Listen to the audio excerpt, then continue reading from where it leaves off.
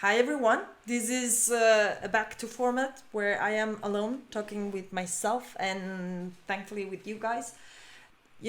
Today we're going to be talking about physical distribution, which is quite unusual these days, and also because Abylight is pretty much based on digital distribution. But yeah, we started doing physical editions of our games. I think a couple of years ago, and it's definitely something that we're very passionate about. As you've seen, we just announced last week the release on Switch of Curse Castilla as a collector's edition. We had Locomalito and Grithor, who are the developers of the game, here talking about it and talking about every item of the whole collection. And yeah, today made sense to talk a bit more because when I see what people say on Twitter or on the internet about physical editions, I have the feeling that there's a lot of unknowns and misconceptions. So yeah, I would like to address them as much as possible. Long play games seems very motivated to maybe ask questions. He, she is gonna be enjoying this talk, hopefully, because it's a long dream of hers, to get a physical distribution of her upcoming game. And Curse Castilla, Maldita Castilla X, is especially awesome because he or her loves the game. So thank you for joining me, and let's get into it. Him is fine. Okay, nice to meet you, Miguel. I'm surrounded by Miguels, who is the lead dev of Long Play Games. And okay, it would be nice to know where is Long Play Games based, just to have a rough idea of, yeah, as I've been talking about culture, tradition stuff. So we so the core team of Abylight actually in Mexico. Oh wow, nice. I just been finishing Breaking Bad, and there's a lot of New Mexico, but yeah, probably not the best show to showcase your state. But anyway, nice. Thank you for being here. The core team of Abylight started doing video games a long time ago, when there was basically only physical, right? But it was under the traditional model, which was a developer gets asked by a publisher and paid for the creation of a video game, and normally or traditionally the publisher would have a big say on how the game would be, and it would carry a lot of the creative lead too. Nowadays, whenever you find a combo of developer oh my god plus publisher, you don't find that the that the publisher carries the creative lead. Normally, as far as I've seen, it leaves the creative lead to the developer, as it is perceived as part of what the developer will bring to the table. But in the 80s, 90s, the publishers had a bigger say, and anyway, let's leave it there. The point is that the core team of Abylight would develop. Well, I was saying, yeah, okay. So I was saying that publishers would engage developers to create games, and they will have a very specific image of what they wanted, and the creative freedom of the developer will be very small normally. There were also independent developers, but they were few and scattered, and nothing compared to what the indie scene become, right? Made the whole developer persona become. Moving forward, when Abylight was born, we started doing video games for mobile phones, also under this scheme of publisher engaging a developer, us being the developer, and doing video games under IP for mobile platforms, right? For phones that were not smart, and the screens would have buttons and keyboards even. Anyway, that's how Abylight started. So even though the model was like before for premium, or for not premium but for physical editions, it would continue to be very dominated by the publisher and what it's called work for hire. That's how Abylight started. We did do one game of our own IP, but we had to go through publishers to publish it, because it was very early in the mobile world, and yeah, it was very closed and very tough to get into it at the beginning, right? And then in 2007 we did our first console game, and it was again, it was for the Abylight team, was going back to our roots, which was console games, and it was for a production company based in Barcelona, and it was to do a Nintendo DS cartridge game, right? This project was Elite Forces Unit 77. It was a pretty good game, advanced to what the console was ready for when it came out. We actually redid it for oh, you did? You know, okay, good, that's nice if you knew the game. We redid it, we revamped it, and this production company relaunched it on DSiWare. Yeah, the DS, exactly. It was a DS game, a cartridge. But you see, back when it was produced, it was the very beginning of the DS. So what the DS brought as a special to the table was the use of the stylus. So the production company was very keen on all the games that they produce. Hi Noru, welcome. Just going down memory lane before going into what it means to do a physical release these days. Anyway, so the production company was very keen on having the game, all the games, because they produced like 3 games, or maybe 4, I don't know, but 3 at least, to use the stylus. So Elite Forces Unit 77 was kind of like a commando-like game for the DS, but instead of being played with the controllers of the console, they forced the team. Well, they forced the production to be played with the stylus. So that didn't go very well because yeah. Anyway, this was the kind of things that some people decide when a new console comes out, especially when it's a Nintendo console. You try to take the maximum advantage or the maximum whatever of the hardware for the software. So in hopes that the platform owner will pick your game for promotions or, you know, to support it, which is always nice, and it tends to guarantee a better return, right? When we did the redo of the game for the DSi, I don't recall how they what the name of the store was. I think it was DSiWare.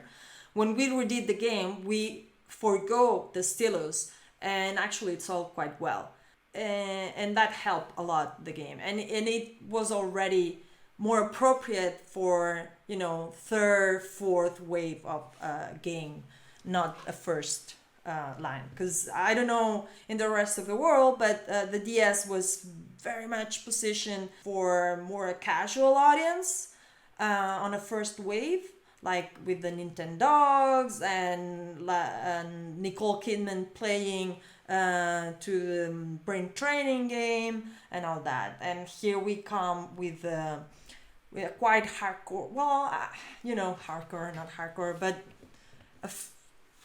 yeah, it was a commando-like game. It had nothing of casual in it. Anyway, but it was a cartridge game. And this is how we got back to doing consoles on cartridge. The game, you can imagine, it wasn't the big success that we would have hoped or wished or dreamed. And our next projects were back to digital distribution. That would be 2009, 2010 onwards. We would do a lot of Nintendo WiiWare games and DSiWare. On WiiWare, we started doing publishing digital. That was 2009. And not only our productions, but also for third-party companies, for third-party developers, right?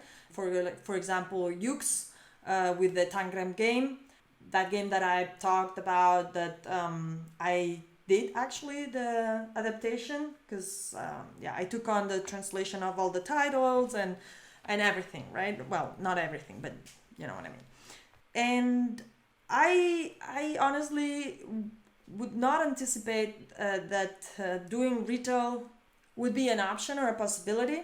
And how we did it is like this.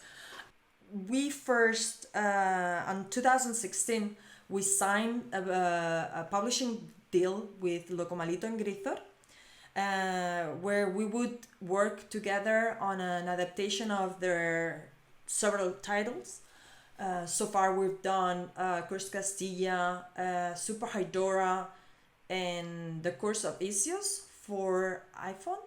The other two are a bigger, longer, more fully experienced games. Let's go step by step. So we signed a deal with him that we would help or we will do together the console version of the games. And we started publishing Curse Castilla in every possible platform, right? We published it on PC, we published it on PS4, on PS Vita, on 3DS. Even I've talked already about this, how much I wish we would be able to do a cartridge for the 3DS of Curse Castilla, because it's such a pity that it's gonna be lost like a tear in the rain. Anyway, what else we've done? We've done iOS, we've done Android, not yet. We've done Switch. Xbox was the first console because Xbox Spain was very nice to us and very supportive. You know, Xbox is not such a big platform outside the United States, but the people working for Xbox and Microsoft here, they were really, really nice. So yeah, we cooperated, we made an announcement, we went to Madrid. It was very nice. It was really, really nice. And they were very supportive, and that's how we came out. Everything digital. And then at a certain point, I am not 100% sure, but I think that we got approached instead of us going to them. We got approached by our colleagues on East Asia Soft, that I'm pretty sure that almost everybody here will know, because I think that we were one of the first editions that they made, but right now they've done a lot of games. They've done a lot of the physical releases, and we did with them Curse Castilla for PS4 and for PS Vita. And it was very nice experience. They are super pro. They take good care. Of course, it was at the beginning of their action, I believe, but still they've always been very professional and serious. So I would recommend to anybody to go into business with them, because is a not worthy partner. Absolutely. And this was the edition. It was prepared by us, meaning that we prepared everything that entail the artwork. And because, as I said in previous streams, we are very control freak and picky, and we take upon ourselves the care of the IP that we feel the developer conveys to us. So we produced the items and gave a lot of feedback on a lot of other stuff. But they took care of the distribution. I believe no, I believe no, I know they have a deal, or they had a deal with PlayAsia.com. I don't know what dot. Anyway, PlayAsia, which is like a big store, online store in Asia, obviously, and they did this launch of announcement of this edition for opening pre-orders. We limited the run for 3,000 units, and it was the first experience. So we didn't know anything about whether it was possible or not, but the point was that Sony producing editions like this one, 3,000 units with Sony, made a lot of stuff possible. Made possible a limited edition. So not like we used to hear or we used to work in the 90s or 2000s that one had to produce, which was 50,000 units to millions in order to make it. But the minimum was around 50,000, 60,000 or whatever, right? We are talking here about an edition of 3,000. So the number is completely different, right? But the cost and how everything could be handled, it made it possible with that number. Plus, we weren't trying to, make the project profitable, with just that, right? It was like an extra income on the game, on the IP, on everything, right?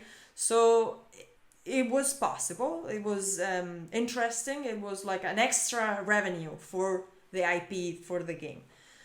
So as I said, East Asia had a distribution deal with PlayAsia.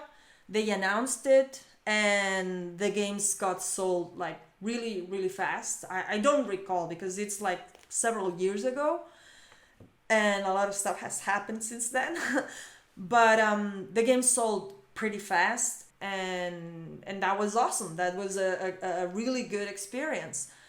Then we did, because we already had signed, I believe, we did also the PS Vita version with East Asia Soft, and it went as expected. It went well. Same structure. We added something.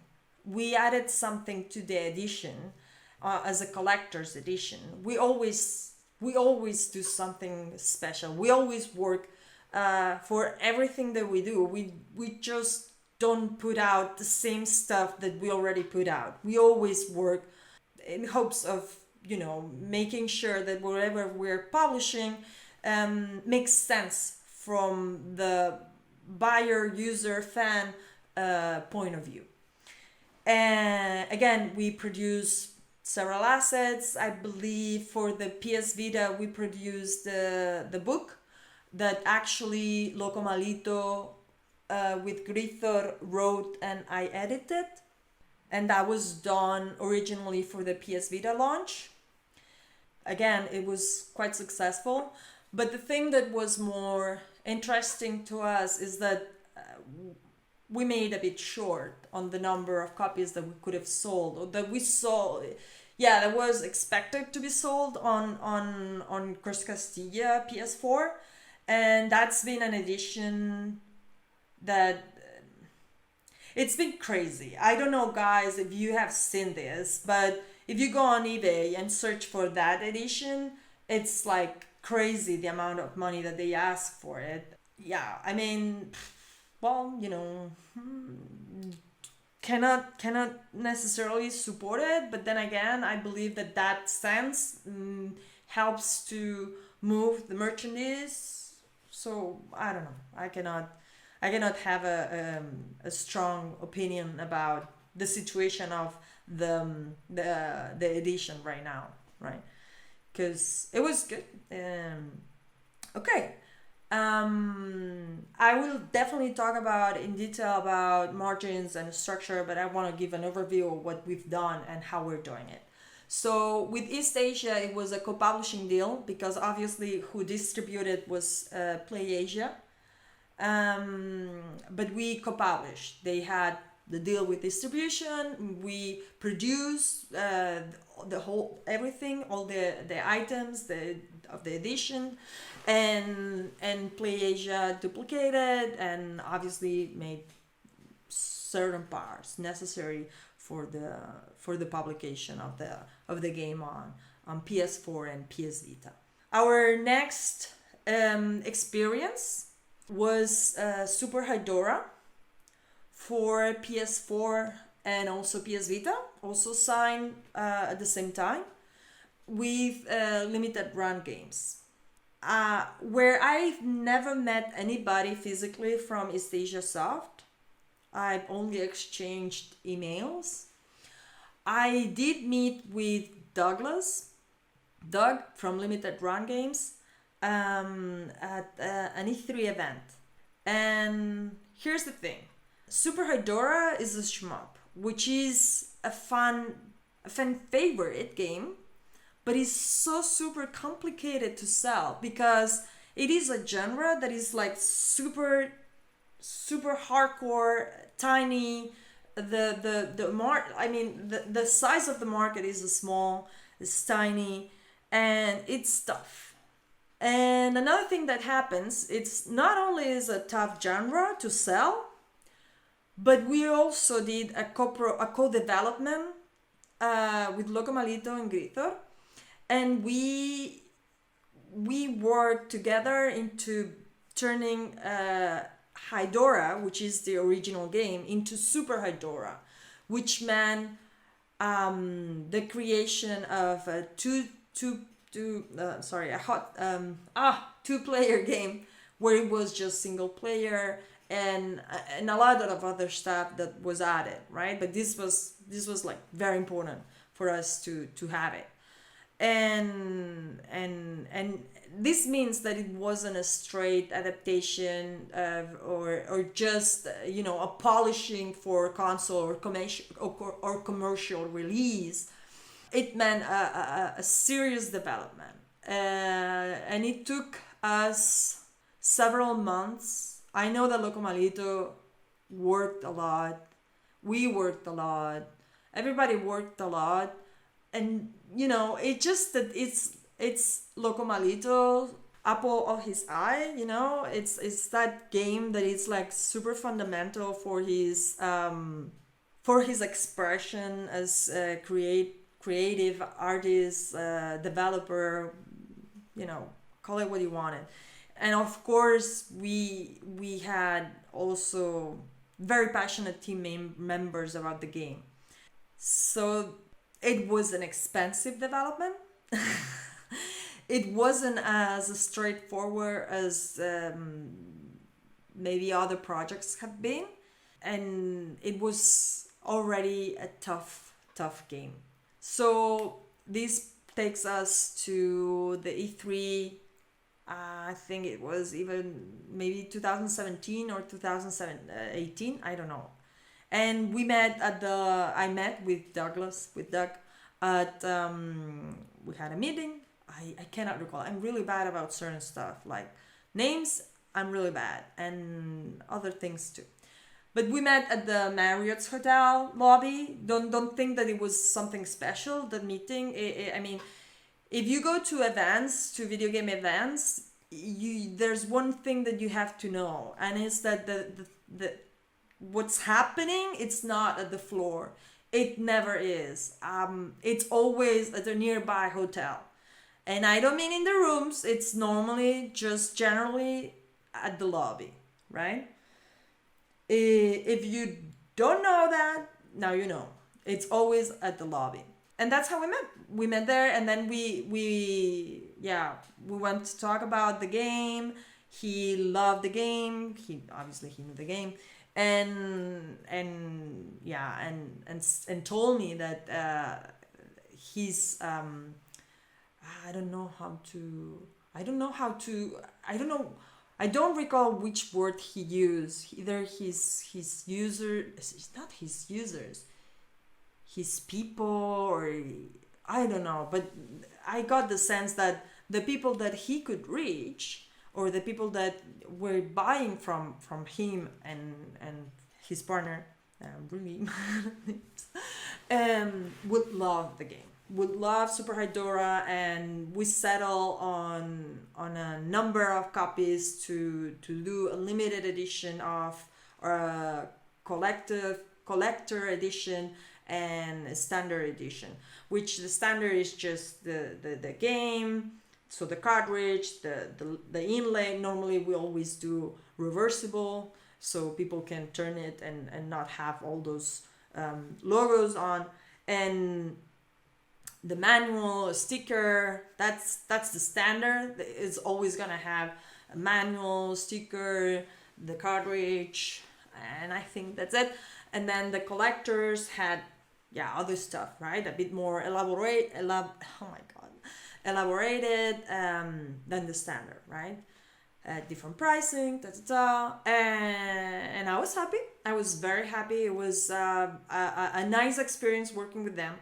I obviously, because you all know that we still currently work with them, but it's a bit different, because back then it was again more like a co-publishing deal, where they would took on the lead of a lot of stuff on the production side and the distribution and all that stuff. And right now what we have is a distribution deal where we produce everything.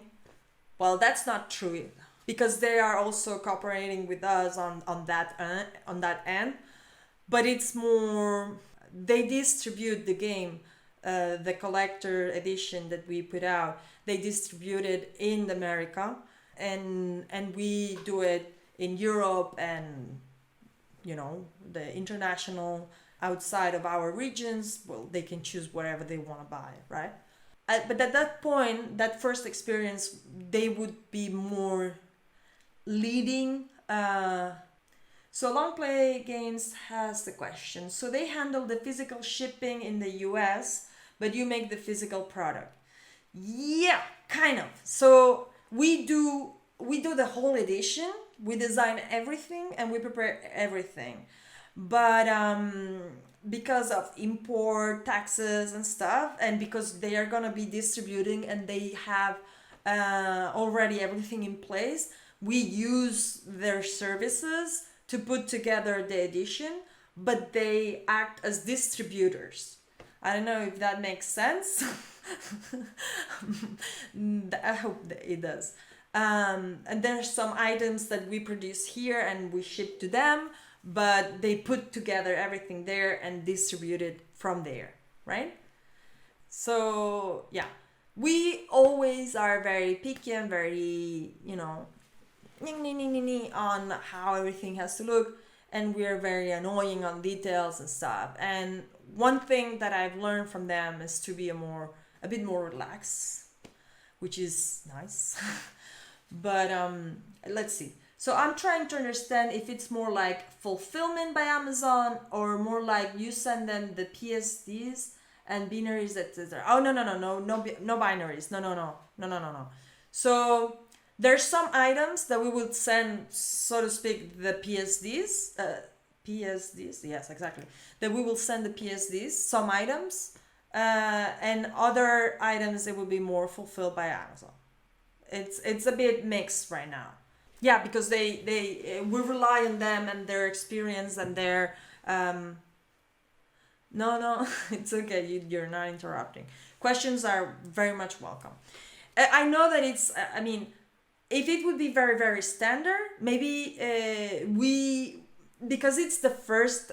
So Cruz Castilla or Abylight Drifter that we did previously, it's our first and second game.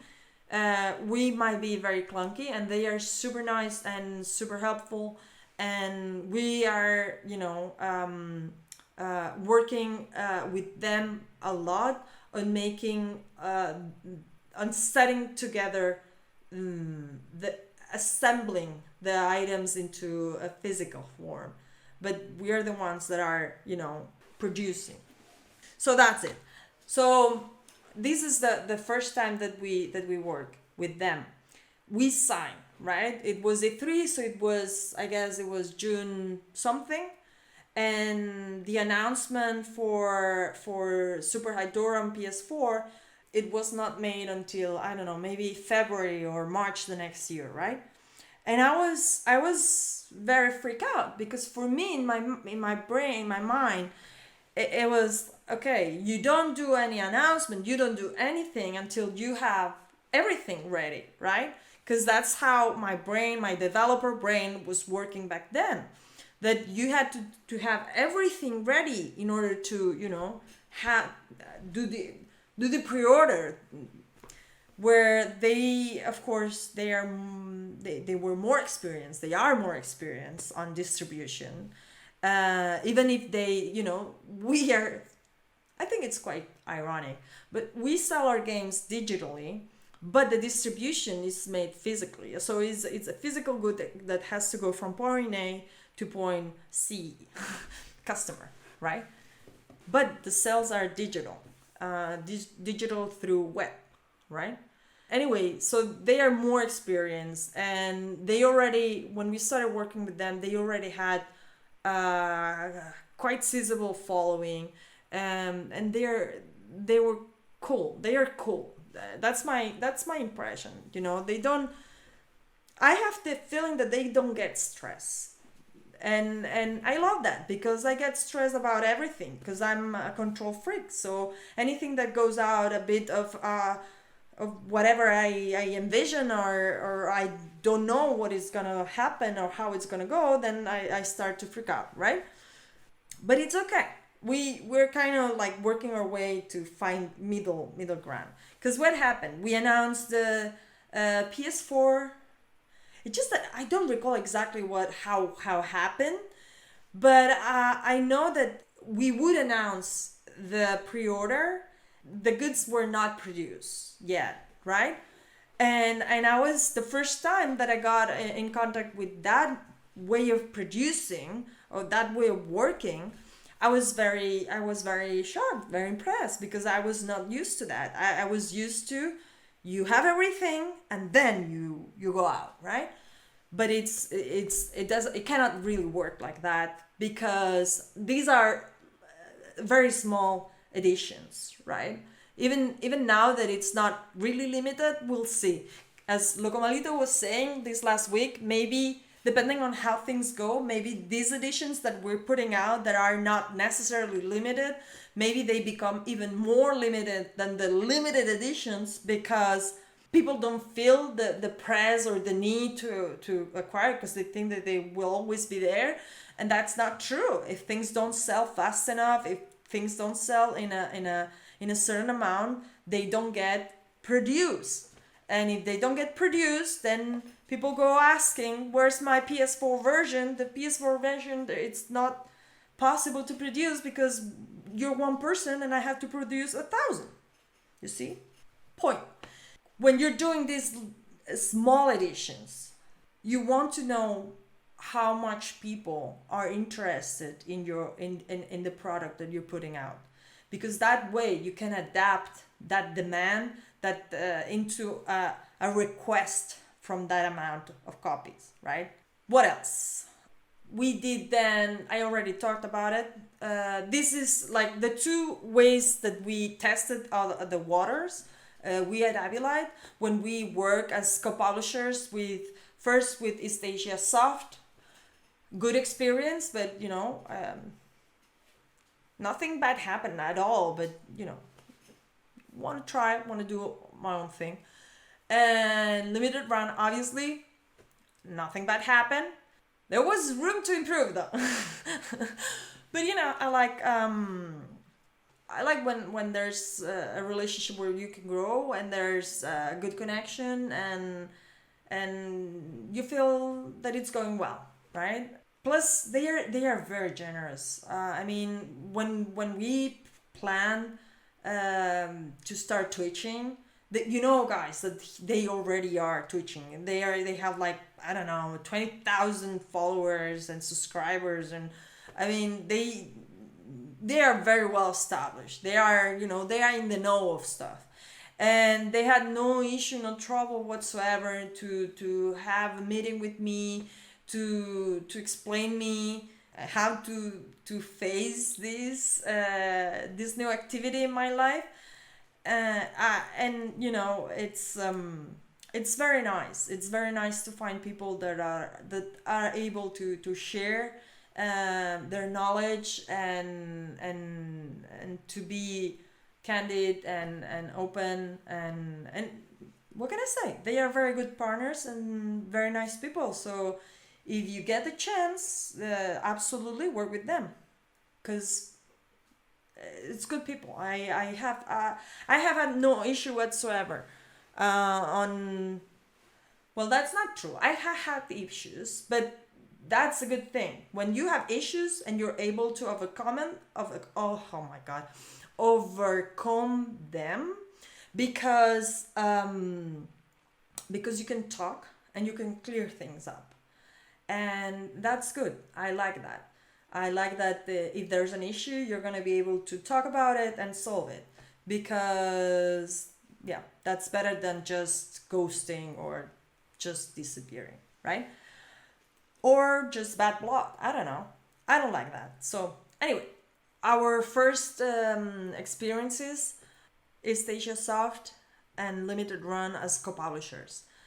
I knew that I wanted to do my third experience as a publisher, single publisher, and just wanted to find a distributor partner. So, Long Play Games says, when looking for a publisher, should we talk about doing physical limited editions up front? Huh? Good question. Good question.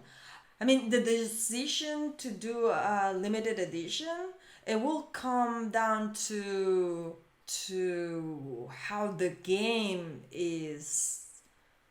I mean, if you're in the States, I would most definitely talk to Douglas or to Josh, or I don't know. I always talk with Douglas, right?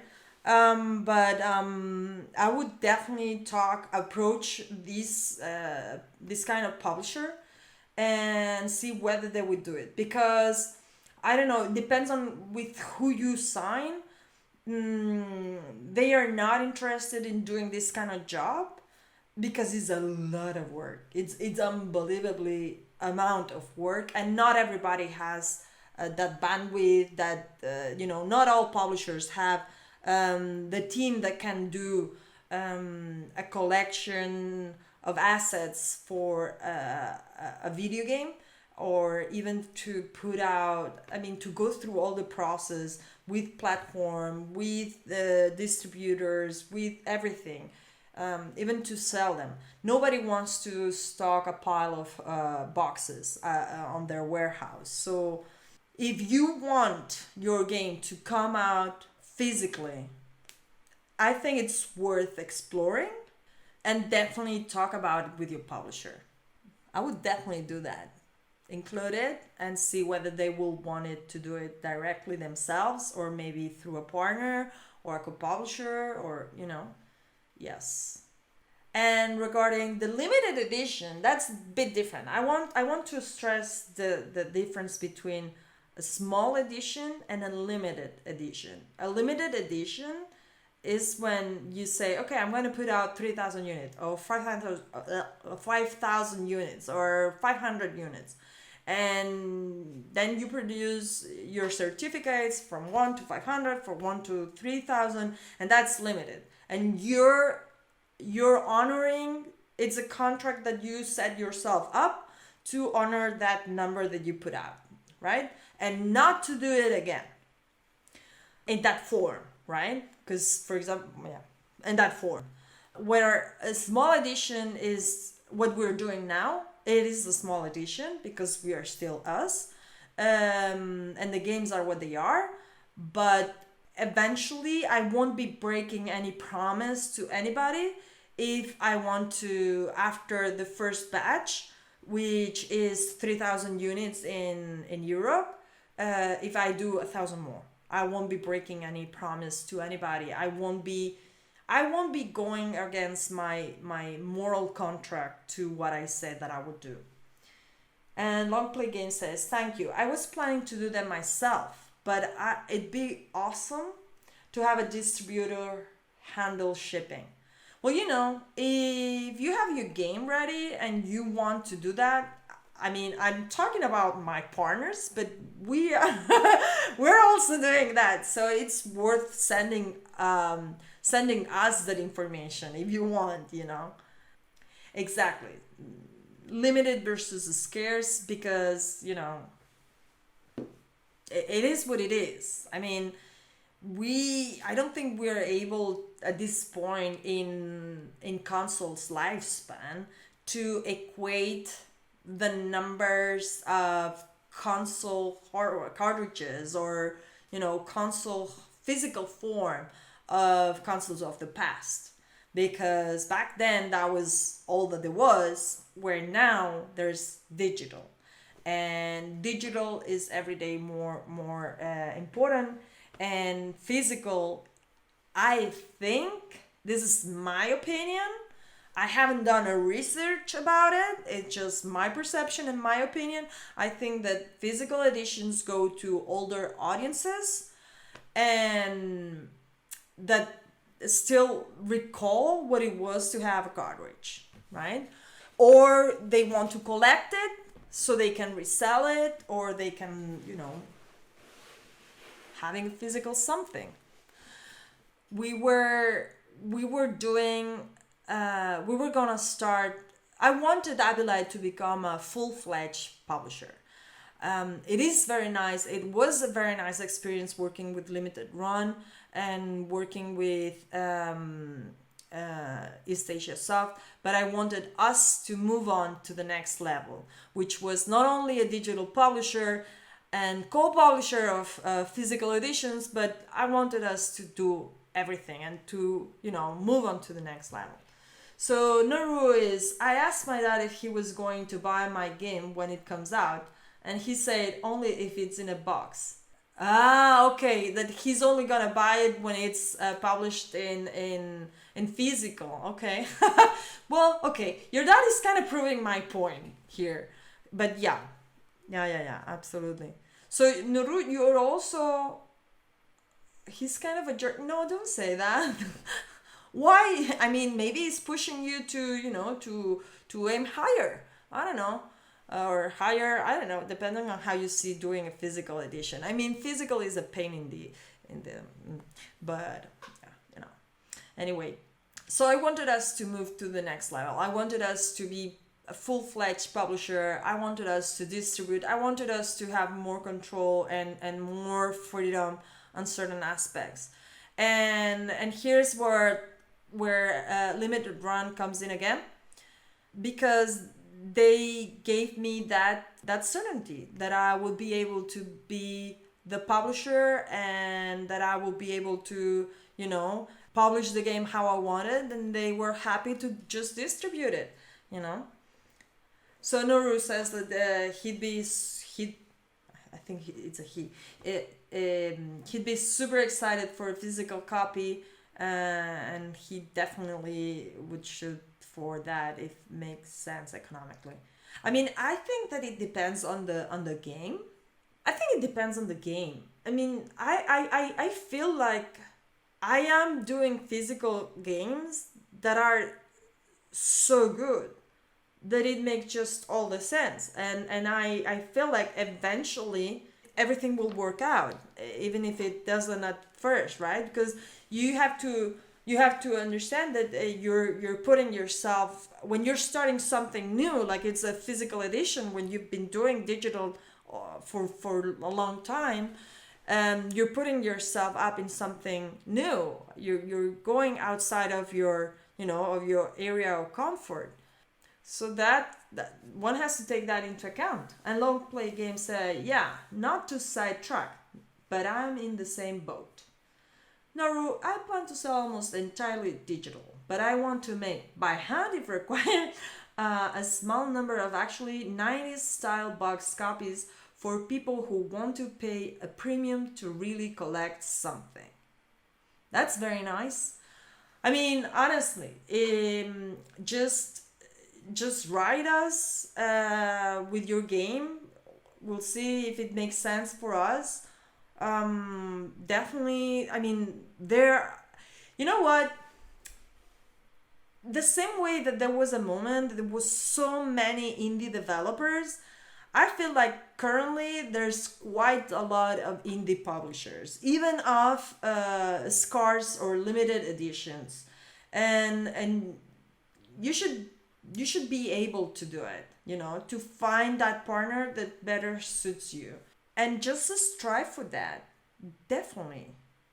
Cause there was a time in our life, in our professional life, where we felt that we had to do this, we had to do that. It was very painful all the time. We had to work with certain people, we had to here and there. And right now, the more I don't know how to express it, but I feel like it got to a point where it was not worth it anymore to do so many and so painful compromises to just not to just to do video games or to do what we wanted to do. And I think that finding the right partners, it's the first step. If you're not happy with whoever you're working with, don't do it.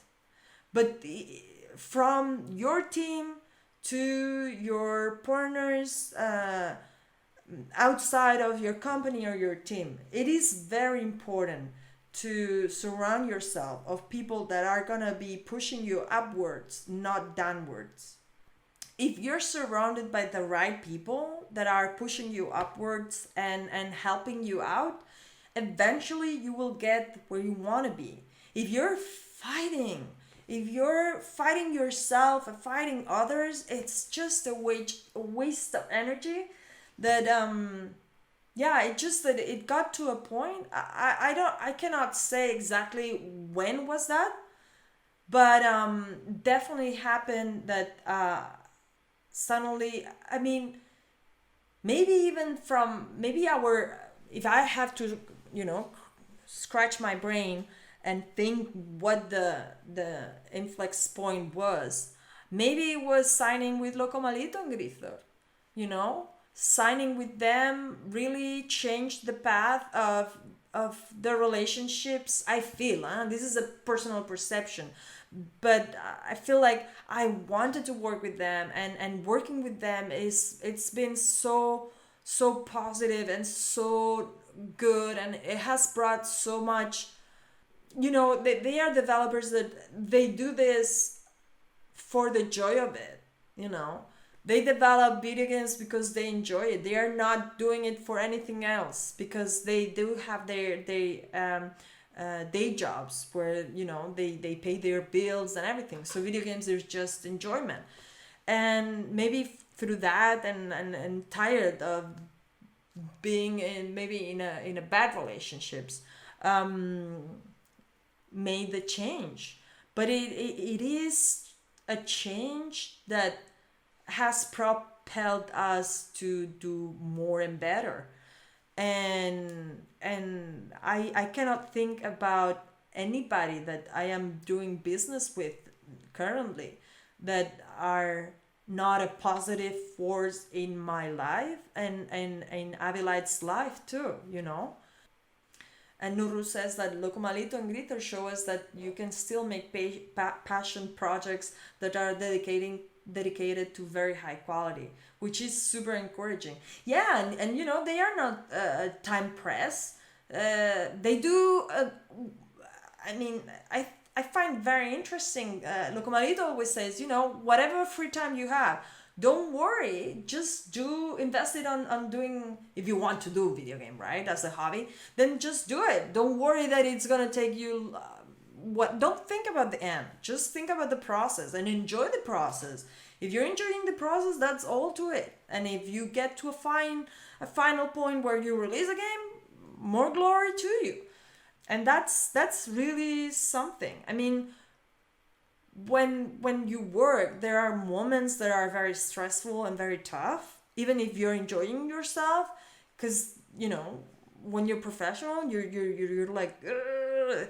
There are moments that are tough, but if you're, you know, if you're well set everywhere else, then you can move on, right, and pass that stressful moment and overcome it. So that's what I would say. Not to get hung up on that, and definitely clean up. Good partners, super important, and reach out if you're interested in doing physical editions. Not all games are, you know, possible to produce, because it very much will depend on how much interest that game can have in the community, right? But it's definitely to try to see, to check. I know of other partners here that do very limited editions of games, and you know, in your areas there might be. So okay, let's see. When working with Nintendo, there are a lot of NDAs to be signed. So I will talk about the things that I can, other things I won't be able to share.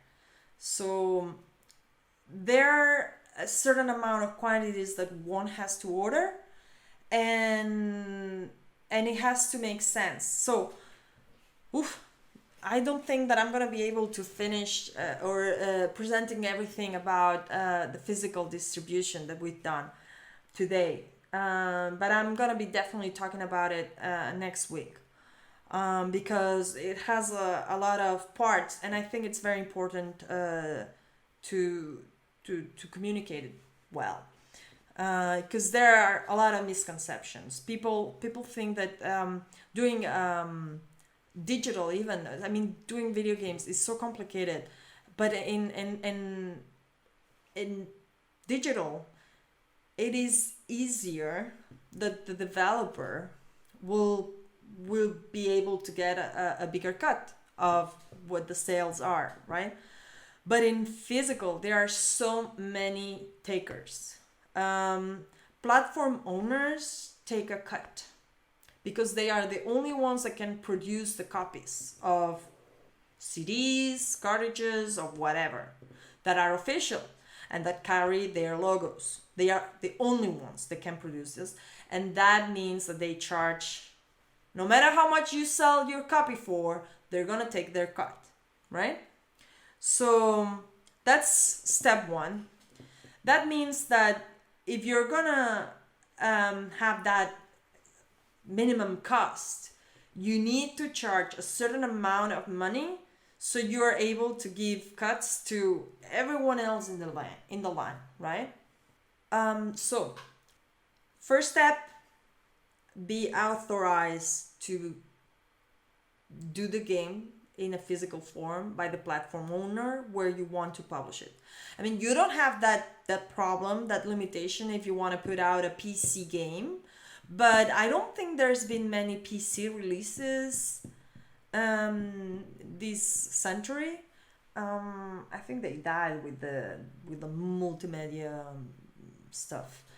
Anyway, so nowadays you acquire either a CD for PS, for PlayStation, Xbox. It's also very complicated, and it's because of stuff.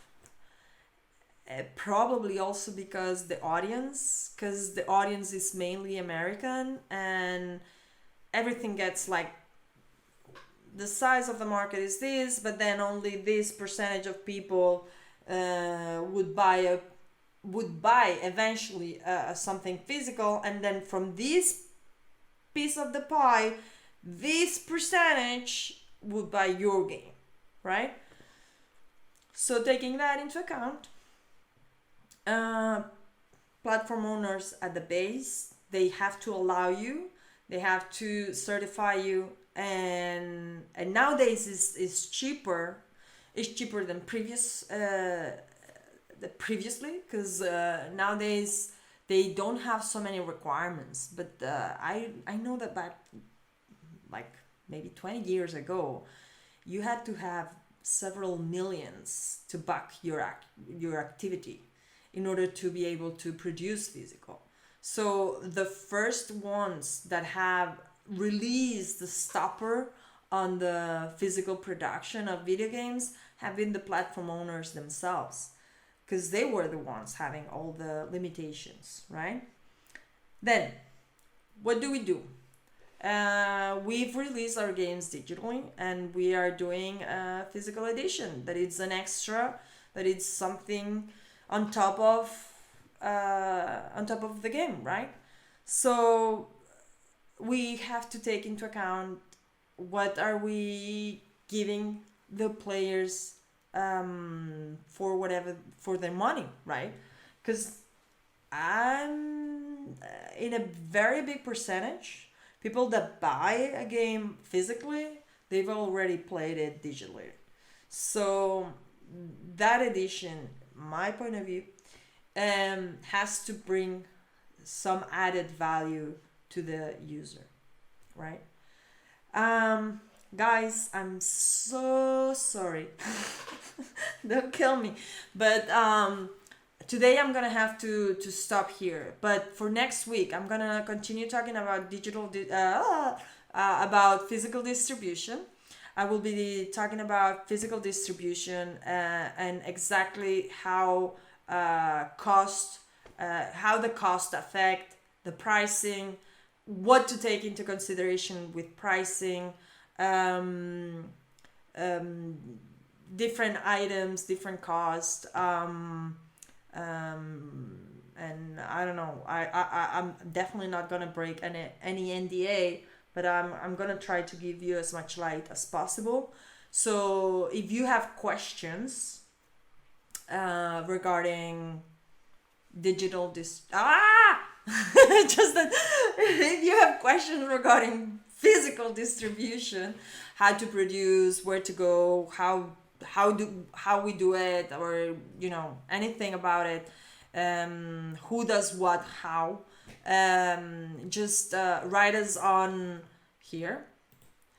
Yes, now. So the Discord, and on our Discord channel, you will be able to leave questions that I will answer next week. Okay, so don't be shy, just post your questions and I will tackle them next week. And Long Play Game says, thanks so much. This was super informative and helpful stream. Sorry if my questions derailed it a bit. Oh, no, don't say that. On the contrary, I love the questions, because otherwise I feel like a maniac talking to myself.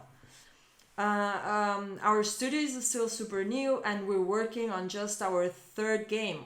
So we have a lot of questions like this. Awesome. Happy to answer any questions you have. Again, shoot questions on Discord. Whatever is, business related, publishing, development, anything that is business or production related, I'm happy to answer them on the streams. As always, every Tuesday at 18:15 CEST. And thank you everyone for being here today. Sorry that it got arrayed and I'm finishing today. Next week, if possible, we'll stay a bit longer. Thank you all. And there we go. That's it for today. And thank you so much, everyone. Bye. Have a good one.